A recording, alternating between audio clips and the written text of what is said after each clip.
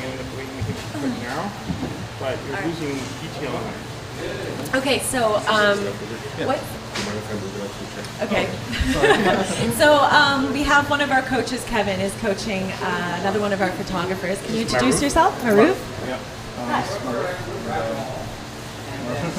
We're doing another upscale business shoot, and I saw that Kevin came in and started giving some tips because we have the window in the background, which can obviously cause some problems with lighting and such. So I wanted to ask you what you were talking about. Well, Maruf is working with this fabulous model over here, and he's doing some really great stuff, but he's starting to, the shadow, of course, is all in the middle of the face. So what Maruf has to do is work around that.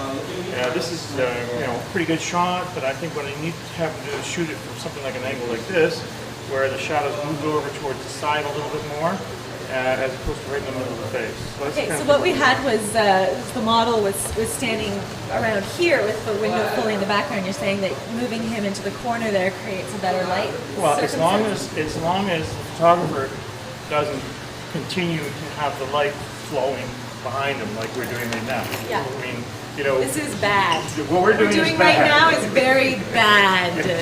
But so this, if I move a little bit more like that, more light on the side, then you can see it. But it's a challenge, yeah. So, I mean, one of the things you always have to do when we work with new photographers is very important is to help them understand the degree to which our eyes fool ourselves into thinking that the exposure is right, because you can see the detail in the highlight and in the shadow, because your eyes, well, to look at it from a photographic perspective, your eyes have about 22 stops. You can see detail in about 22 Okay, so for stops. people that don't know photography, what exactly is a stop?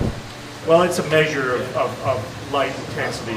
Actually, you can talk about E values is another, which is like light values. Exposure values is E values. And so you have a range, say, from 0 to 22. And in that range, we are capable of seeing all the detail.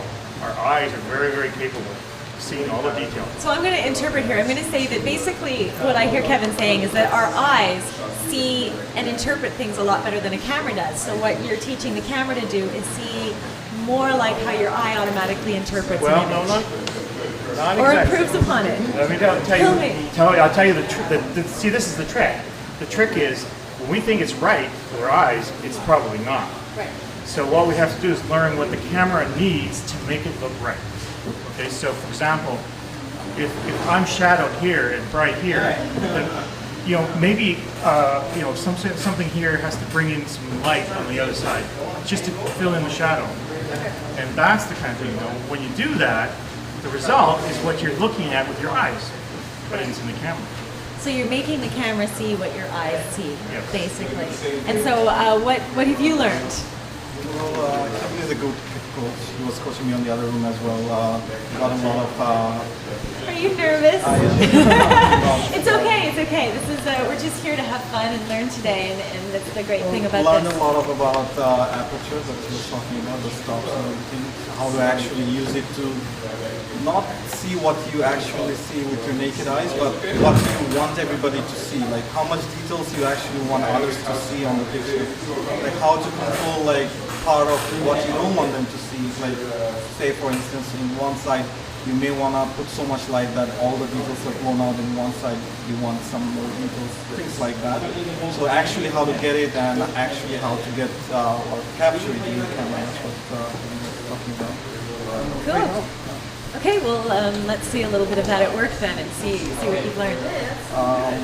Go for it, go for it. I'm going to cross over. Just we're pointing down like, now you watch your exposure.